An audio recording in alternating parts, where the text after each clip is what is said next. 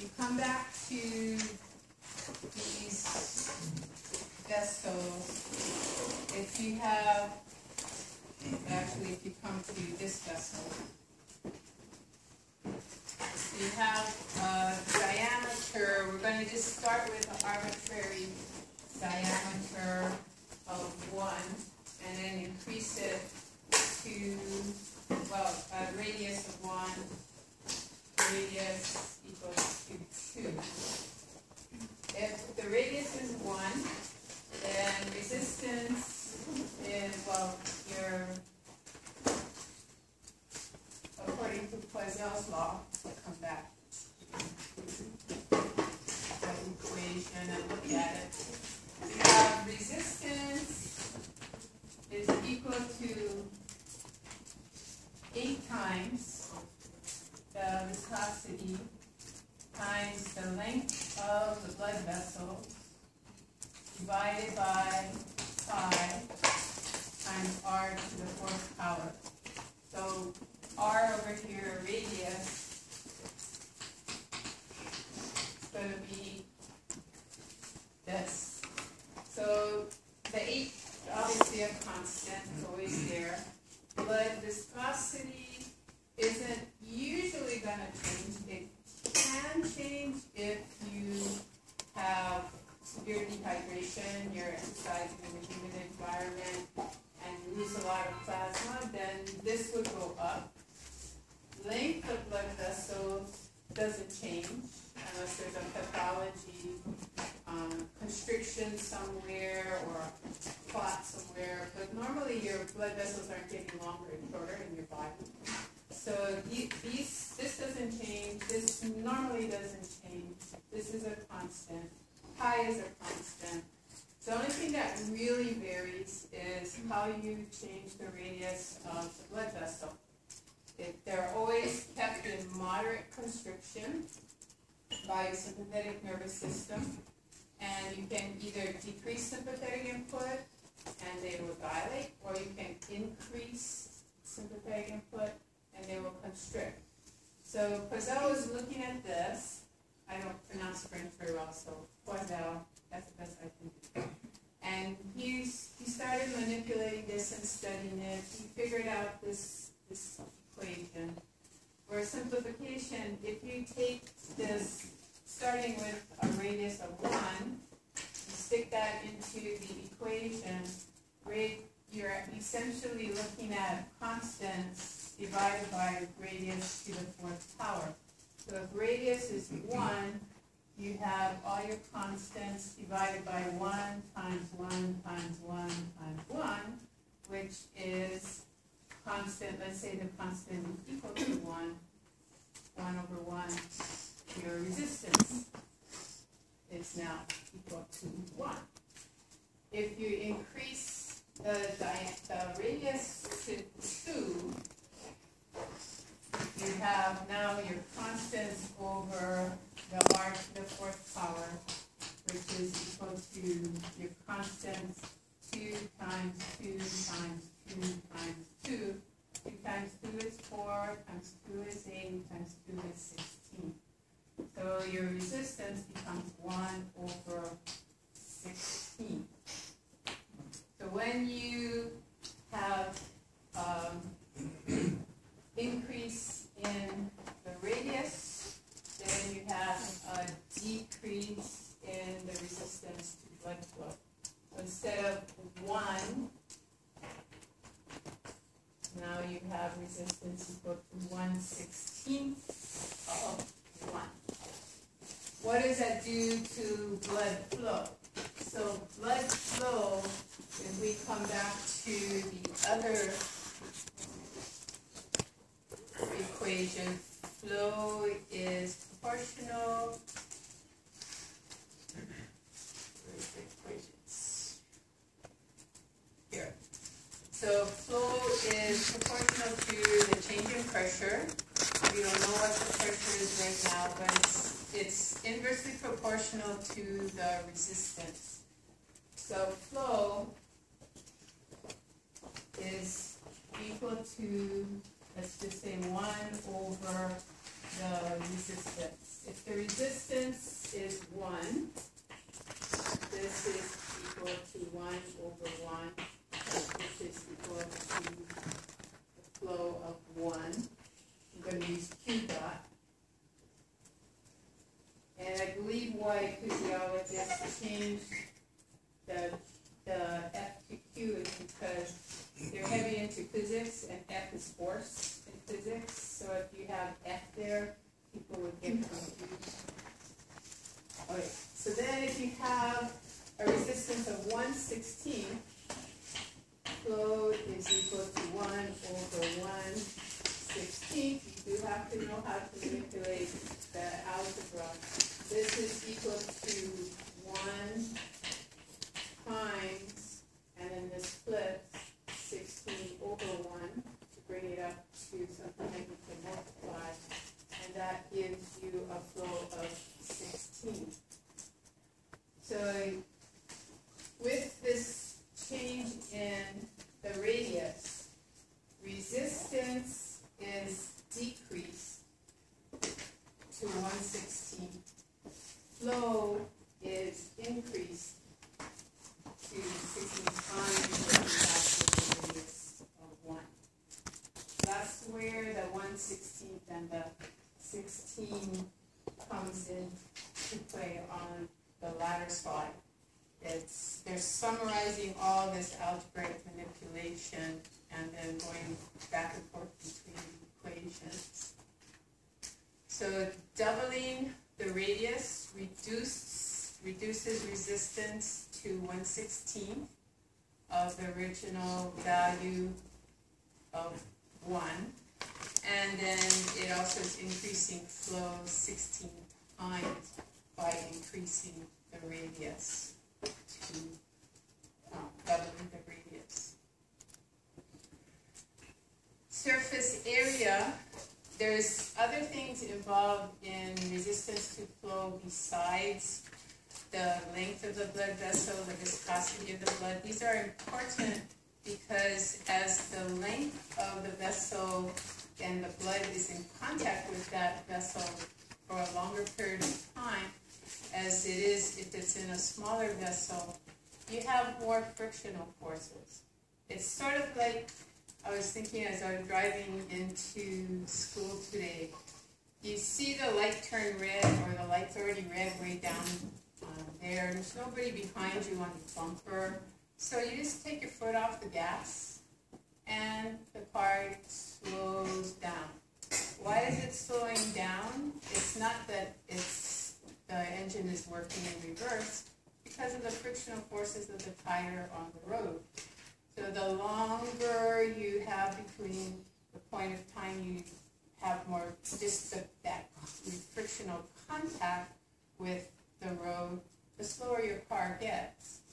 Here, the more time you have your blood in contact with the blood vessel, the slower the blood gets. Now this works very efficiently for your body, because when you get the blood into small capillaries, you don't want it going right through the capillary. You won't have time to unload the O2 or load the CO2. So when you have your blood in a smaller vessel, it will travel more slowly, and you have more time for gas exchange. You're not gas exchanging in large vessels anyway, and you'll have a better distribution of the blood with less slowing down of the blood, with less contact of the same volume in a large vessel.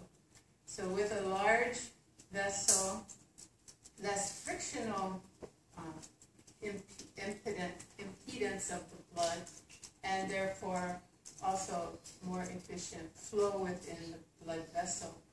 So the size not only is influencing this calculation and using Poiseuille's law, but more of an intuitive kind of situation, that the less frictional contact the blood has with the endothelium, the more efficient it is in flowing through that vessel. So 10 mLs, most of the 10 mLs is in the center here, and less of it is actually in contact with the surface of the blood vessel. Turns out that frictional forces, your blood is, I call it smart, but I don't think your blood has intelligence. But it has a way of keeping the blood cells in the center and putting plasma around those cells so that there is actually even further decrease in the frictional forces of the blood in contact with the surface epithelium. So there's sort of a boundary layer of plasma around the cells, which makes the frictional forces decrease beyond what would be, in my analogy to the car. You can't, the only way you would decrease the frictional forces between the car and the road is put black ice there, and then you definitely would increase the flow of your car. That's what's happening on the mainland.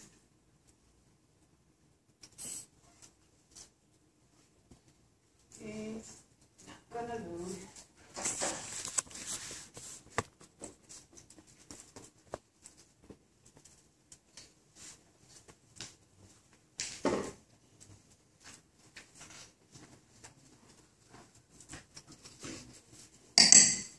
The double pump action of the heart creates two circuits of blood flow through the human cardiovascular system. The pulmonary arteries carry oxygen-poor blood from the heart's right half to capillary beds in the lungs.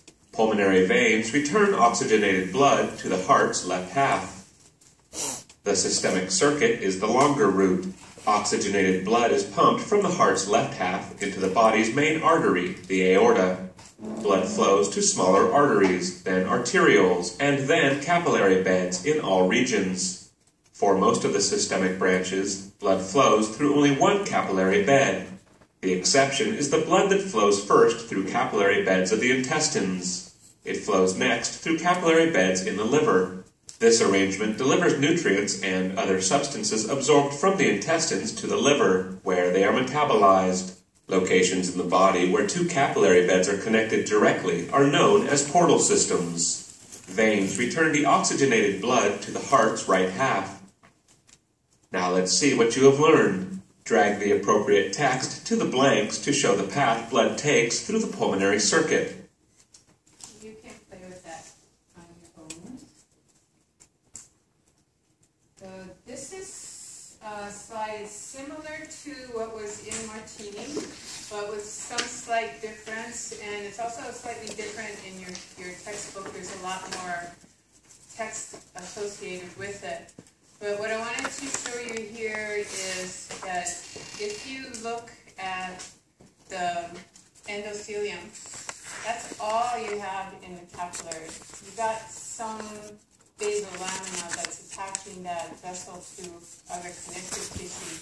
But all you have is one layer of endothelial cells that will have the least amount of barrier, create the least amount of barrier for exchange with what's outside the capillary. So no elastic fibers, no smooth muscle, no adventitia, which is more complicated than a basal lamina. When you go to either side, you start to gain things back. Large veins will have elastic, but not anywhere near as much as a large artery. So the largest elastic artery will be your aorta, and that will have an internal and external elastic lamina, plus elastin in smooth muscle. So if you kind of use Sherwood and Martini, combine them, it's a good study tool for the walls of the blood vessels. Most smooth muscle is also going to be on the arteriolar side. The small muscular arteries will have still slightly more smooth muscle in their tunica media than even the largest veins like the vena cava. They will have no elastic in them. They're simply smooth muscle in the wall. And then adventitia there's a lot of adventitia around large vessels, like large veins and these conducting arteries. That is because they need to have blood vessels to the blood vessel. Because the walls are so thick, the outer layers can't get nutrients from the lumen of the blood vessel. It only diffuse so far, and then the outer layers will be starved of nutrients and oxygen. So large veins and large arteries will have a lot of adventitia, and that will be really full of a lot of arteries and veins, smaller ones, that are actually serving the outer layers of the smooth muscle cells. Less so in muscular arteries, and then when you get down to the arterial, you're going to have a few layers of smooth muscle, and you're going to have very slight adventitia around it, and that will then anchor those vessels to other structures in the area.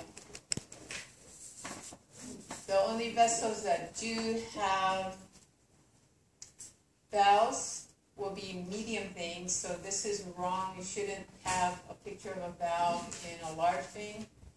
Those don't exist. They're only in medium-sized veins, so not in small veins, not in venules, not in large veins. Only medium-sized veins will have valves. The reason for elasticity, especially the large component on the conducting artery side, is that the arteries that are closest to the heart are seeing the largest change in volume. Just suddenly there's 70 or more mLs of blood shoved into them. So they need to accommodate, they need to stretch to allow that volume to come in, but they don't want to just stay in that position and wait for a nerve to say contract. Instead, they have elastic that stretches and then recoils almost immediately. And that will help to increase the pressure against the blood that suddenly came in. And since the pressure is closing the valve, the only place the blood can go is on out the conducting vessel and then into any distribution vessels that are close by. So we've got the heart that is the primary source of pressure, but we've also got elastic arteries that are contributing to a pressure gradient to keep the blood flowing up to the capillaries. So blood pressure, we'll get to measurement of blood pressure later on. It's later in your chapter, it's not in your PowerPoints, but I stuck a slide in to cover it towards the end of the chapter. The blood pressure is dependent on the resistance to stretch in the vessels that are out there. Compliance is talking about how easily the blood vessel stretches, but it also, when we get into the lungs, we're going to actually study that equation.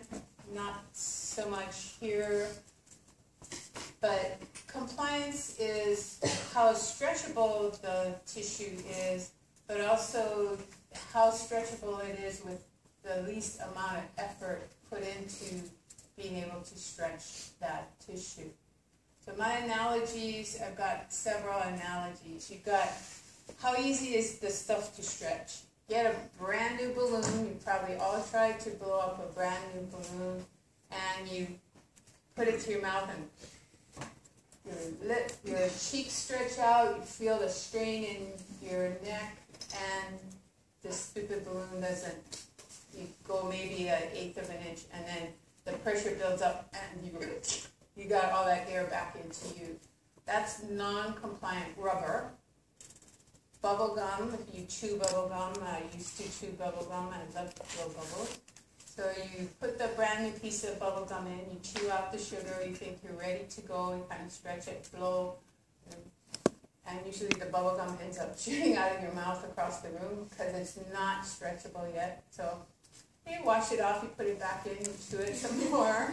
And when it gets softer, you try again, and you get a small bubble. You chew some more, and you try again, you get a bigger bubble, and you chew some more, and you get bigger and bigger bubbles as that bubble gum softens up. So you have less effort. You blow very easily when the bubbles are getting big, because you don't want to put too much in too fast, because they'll explode and then you get it all over your face. So you blow very slowly and the bubble gets bigger and bigger and bigger. That's very stretchable bubble gum. Same thing with the balloon. If you stretch it first, then you, with less effort, you can get that balloon to expand. So effort put into compliance, my analogy there is, how compliant is your family member or your friend to you and your wishes? You ask them, please go do that, and a very compliant friend says, beep, goes and does it for you. A non-compliant friend, you say, please go do that. They'll look at you, stink eyes. And you ask them, well, will you please, I really need you to do that. No. And you ask them, you get a little bit stronger. I really need you to do that. You're not busy, I'm busy. Can't you go and do that for me? No. That's a non-compliant friend. Usually not a friend, it's just an acquaintance. Otherwise, they would have gone and done it for you in the beginning. So compliance is in the blood vessels. How easily are they stretched with very little pressure put in to create that volume change? So how much blood pressure do you have to get the vessel to distend and accept that volume? So compliance, we've got some vessels that are very compliant. All we have to do is stick blood in them and they stretch. And those are our veins. They have less smooth muscle, therefore they're more compliant. And the less compliant are on the arterial side. Their job is different anyway. Their job is to get the blood out to the place that nutrients and oxygen and gases can be exchanged, waste products can be picked up. And so they're not interested in being compliant unless something makes them be compliant. So we have in the arterioles, we have in the capillaries, ways to make those blood vessels more compliant.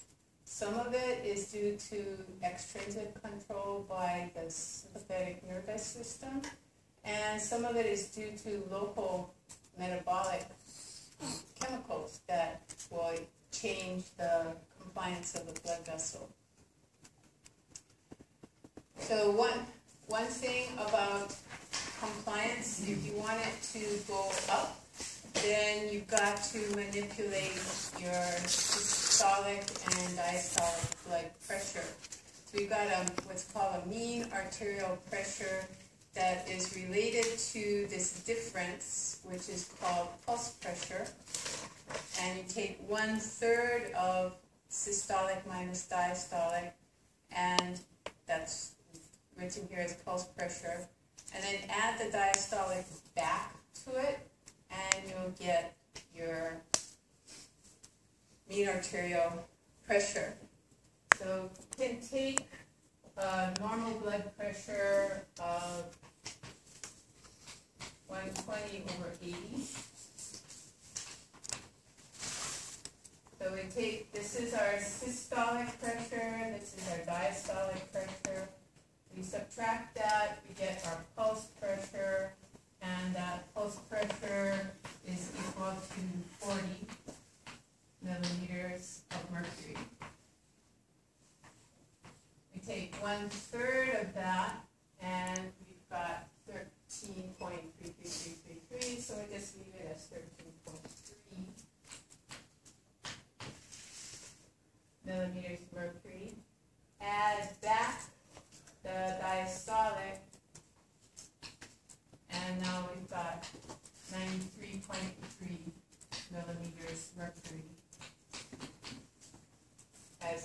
arterial pressure. You have to know this equation. It's not going to be on the test. It has to be up here. Most of the time, the problem is people either multiply by 3 or add the systolic back in, or just totally don't even know what belongs in there and just kind of make up a number or guess. Again, you're not being tested on your mathematical ability, but you are being tested on, do you know the components of the equation? So even if you mess up, you have all the information there. You can't just write that. You have to write out the equation. What you did, you got the wrong answer, but you have the equation correctly written down on your test booklet, and you come in and you show it to me. So I'm not going through the test booklets looking for this. You have to come in and see. And say, I have the equation correct, show it to me. If it is correct, then I'll give you the points back. So when you look, if you put a pressure sensor in the arteries, you're going to see a curve that looks very similar to the Wigger's diagram for left ventricular pressure. You've got the diastolic at 80, and you've got a systolic pressure of 120. You don't have quite as steep an increase in pressure because your vessels are compliant to some extent, especially the aorta with its elasticity. So as the blood is going out, the pressure is going up, but you got some stretchability in the wall of the vessel. So the pressure goes up to 120, but it goes up much more slowly than it does in the ventricle, where the muscles are pressing in on that volume of blood. And as the ventricle begins to go into diastole and the semilunar valves close, you see that pressure change out in the arteries as well. You're going to see a dicrotic notch in the blood pressure curve. So the arteries are mimicking what the ventricles are doing to the pressure. So you've got a dicrotic notch, you've got top pressure, bottom pressure. I could give you this graph and ask you to calculate blood pressure. So you need to be able, I'm not cutting anything off. This is arterial pressure. You have to know that this top is systolic, so that won't be there. This won't be there, so you have to know that the bottom is your diastolic pressure. Read it off the graph and then stick it into the equation. Or I could give you the trash can, because that has systolic and diastolic pressure as well. So the trash can curve that I showed to you in Martini. Or I could give you a table with blood pressure information there, and you just go to the table and calculate the blood pressure.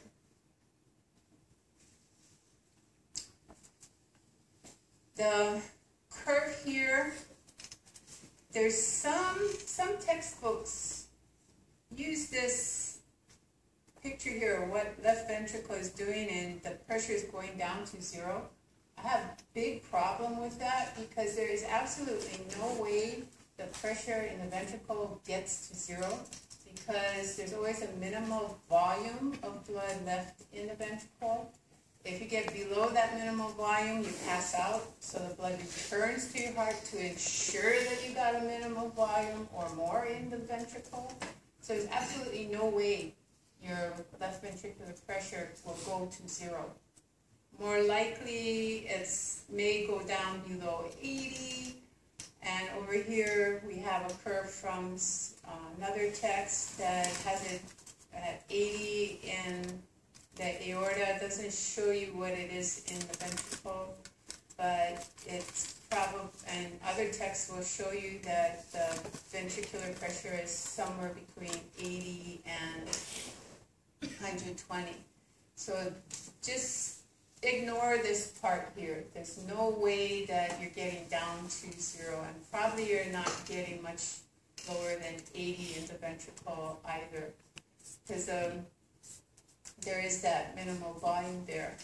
Once you get out into the large arteries, you're going to start to see the pressure drop off as the blood gets further away from the heart. And that's due to the fact that now it's going into multiple channels. And as you increase the surface area in contact with the blood, and you also increase the number of routes the blood takes, the pressure is going to drop off. Everybody agrees, whether in this little picture or here, that the main area where pressure drops in the circuit is in the arterioles. You can either have arterial pressure staying high because all the precapillary sphincters are closed and the blood is staying in the arteries, or you can have it actually drop off considerably because you have those precapillary sphincters open. So there's an average between some being open and some being closed, but you still are going to get a large drop in the pressure gradient as you go through those arterioles. And the reason is they have the highest resistance to the blood flow. They control what is happening beyond them. If they close down the capillary beds, then there's more volume in the vascular system and the pressure will be higher. If they open the capillary beds, then the pressure will drop off much faster. When you get out into the capillaries, there's still quite a bit of pressure drop in the capillaries, but not as much as in the arterioles. And the venules and veins, the pressure continues to drop off. So you think in the veins that there would be no gradient to get blood back to the heart. But there is new blood entering from the capillaries into the veins, so it's pushing the blood on.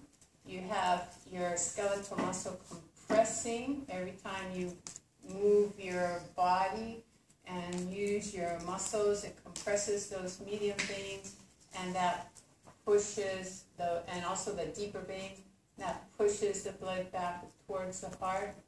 And then when you get into the thoracic area, you've got the lungs expanding, which creates negative pressure in the heart. And you've got the heart going into diastole, which creates a sucking pressure. And that helps your blood get back into the heart. So you don't need much pressure in the large veins.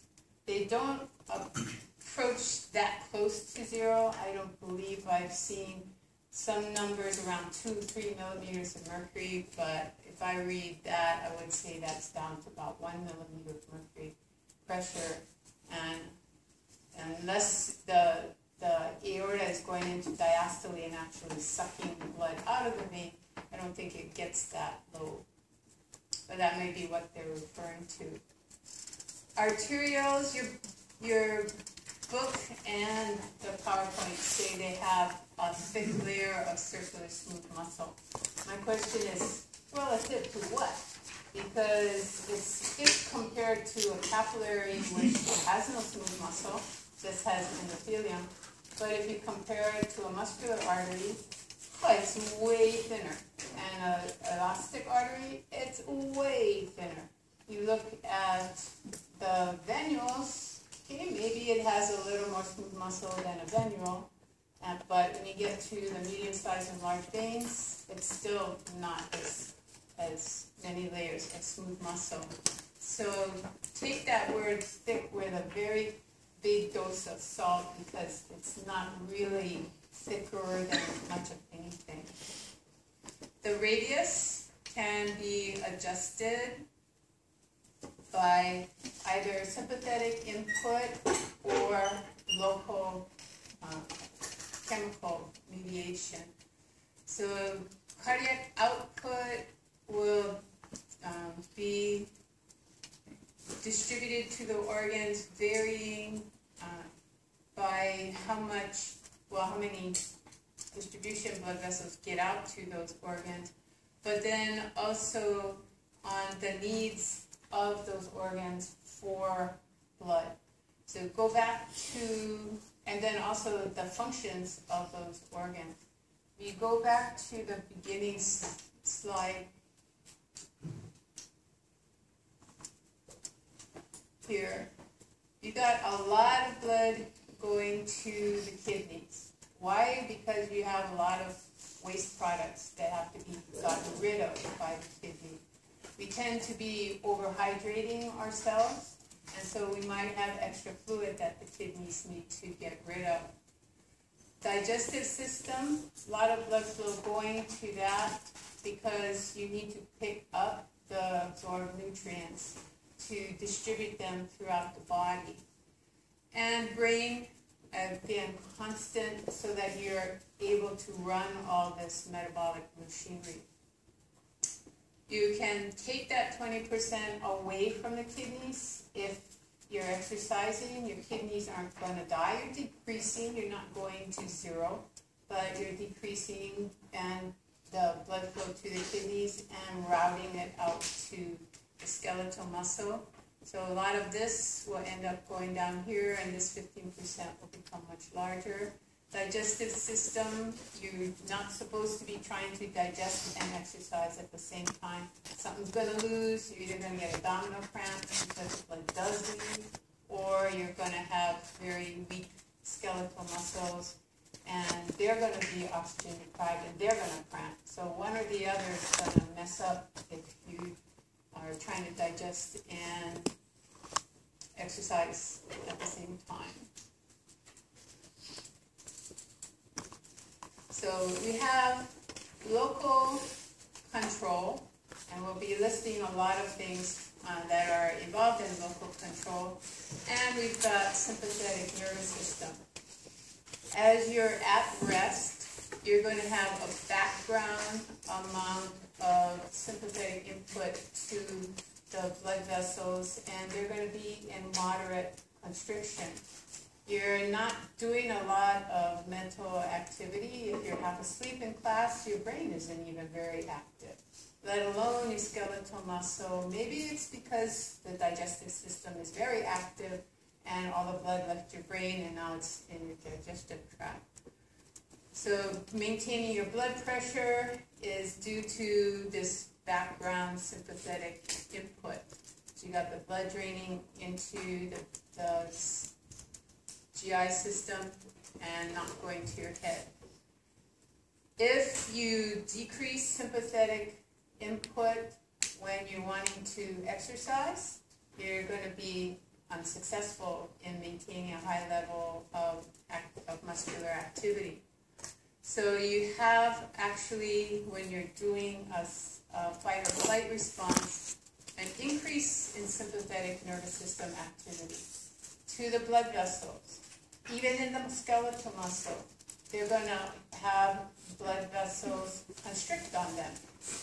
It sounds like it would be the worst thing that would ever happen to you during a fight or flight response. Take the blood flow away from your skeletal muscle. It's going to be overridden by the increase in local mediator control. So when you're doing a sympathetic nervous system response, you have increased sympathetic input. Blood flows temporarily away from the skeletal muscle, but as the muscular activity goes up, then you're going to have increased local control, which is going to be as though you have a decrease in sympathetic input, but you don't. You still have high sympathetic input, but the local mediator chemicals override that sympathetic input. You need to keep your sympathetic tone up because it does other things besides vasoconstriction. It's going to stimulate epinephrine from your adrenal medulla, and that's going to back up your nervous system. It's going to heighten your awareness, dilate your eyes, increase your diameter of your respiratory. Just to name a few, you get more oxygen in, you're more aware, you're more alert. everything that helps you to function better. So if you're at rest, this is what happens. At rest, you could have a background level of sympathetic tone, no metabolic dilators to counteract that. In fact, the lack of the metabolic dilators in your tissue actually reinforces the sympathetic background tone. You get even slightly more constriction. If you increase your metabolic activity, it is like dialing back your sympathetic nervous system. At rest, you could dial back your sympathetic nervous system input and get vasodilation. Or you could leave the resting situation and do moderate exercise and get vasodilation without impacting or influencing the sympathetic input. If you want to get the strongest vasoconstriction you can have, you increase sympathetic input on vessels that are going to tissues that are not metabolically active. Otherwise, you're going to have a disagreement between the two inputs. If local control goes up, locally you get vasodilation, it overrides the increase in sympathetic control. Local is what is intrinsic. That is what the local blood vessels see due to what's going on in the tissue that's right outside them. Extrinsic control means outside the tissue, nervous system coming into the tissue and then influencing the blood vessels in that tissue. So extrinsic is not outside chemically, it's outside the whole system and has nerves that are coming into the system as that being the nerves coming in as extrinsic. So an arterial, this is a scanning electron micrograph. We've got tissue cells out here. We've got the arterial dividing into a smaller arterial. We've got increase in smooth muscle in this area. We've got smaller vessels in the center here, and those are probably entryways into capillary beds. This increase in smooth muscle in this area, that's your precapillary sphincter. If sympathetic input increases to this, then capillary beds are shut off. If the tissue is not metabolically active, you have no local mediators that will override that sympathetic tone. If you turn off the sympathetic input, then blood will flow into the capillaries, whether the tissue is metabolically active or not. We've got 3 blood vessels, and they're all shown in cross-section. So if they were all the same size, it might be easier for you to get a feel for what's happening. So this is supposed to be a normal arterial background muscle tone. You have to look very closely at the individual muscle cells because the size of the artery is changing. So the cells here, they're slightly constricted, they're slightly shortened and bulging in the center. When you have an increase in sympathetic tone, you have the cells bulging more in the center and less distance from each end of that spindle-shaped cell. This is compressing in on the endothelium, and the diameter of the blood vessel is getting smaller. The reason for the change in the diameter could be due to extrinsic input, sympathetic stimulation. It could be because of hormones that are traveling in the blood. We've got vasopressin and angiotensin II. The other name for vasopressin is antidiuretic hormone, so learn both of those names for that hormone. This action, vasopressing in, that is contraction. Angiotensin II is a vasoconstrictor. So if there's a lot of that, either of those hormones, but they're connected, so if angiotensin II is high, vasopressin is also high. If they're inside the blood as it goes through the lumen, then the blood vessel will constrict. As they're going by, they're going to stimulate the endothelial cells to release endothelin, which also vasoconstricts. So endothelium, this is from the endothelium, so called endothelin. It's a vasoconstrictor. Then you have cold. We know that cold can cause vasoconstriction, especially wherever the blood vessels are in contact with the cold in the closest proximity.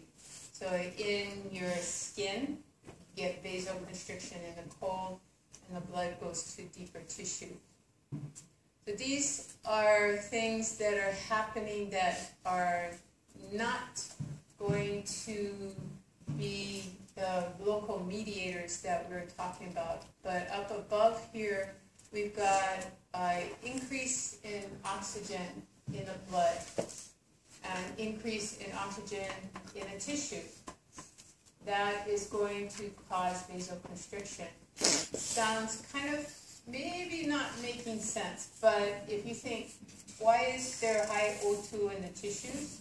Because they're not using it. And therefore, there's high O2 in the blood because the tissues, there's no gradient for the O2 to go into the tissues.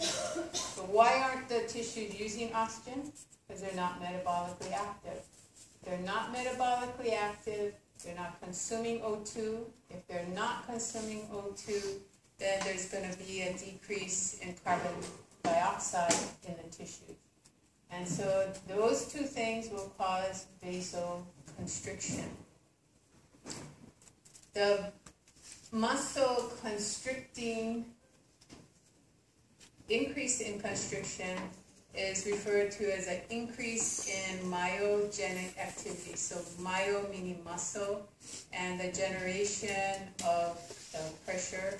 So myogenic, increase in pressure and constriction. We also go from this normal, moderately constricted blood vessel to an even more dilated blood vessel. Now you look at the smooth muscle, it's elongated, it's not bulging at all in the center, it's kind of flattened as it's elongated. So now we know that the smooth muscle cells are not forming cross bridges, and there's a decrease in that myogenic activity.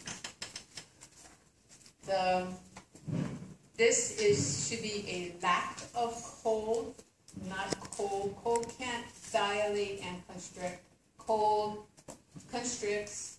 Lack of cold or presence of warmth will dilate. You put a hot compress on your face and your face turns ruby red.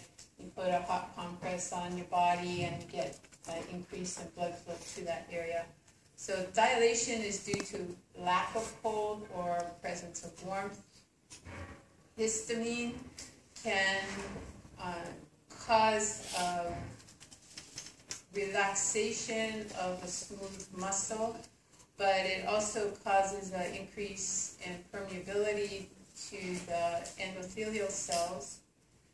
And then the extrinsic control will be your sympathetic dialing down. Local mediators are nitric oxide released by the endothelial cells. We saw that in the blood clotting chapter, that nitric oxide and your prostaglandins are trying to keep the blood vessels open and keep the blood flowing smoothly.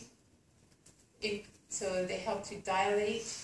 The CO2 being produced by metabolically active tissue going up causes vasodilation. Consumption of oxygen, which then produces CO2, that decrease in oxygen also causes vasodilation. So these are some of the local mediators, but there are other things. There's temperature. So coming back to cold, it's actually an increase in temperature will cause vasodilation. CO2 is going to be converted to hydrogen ion by carbonic anhydrase in the red blood cell.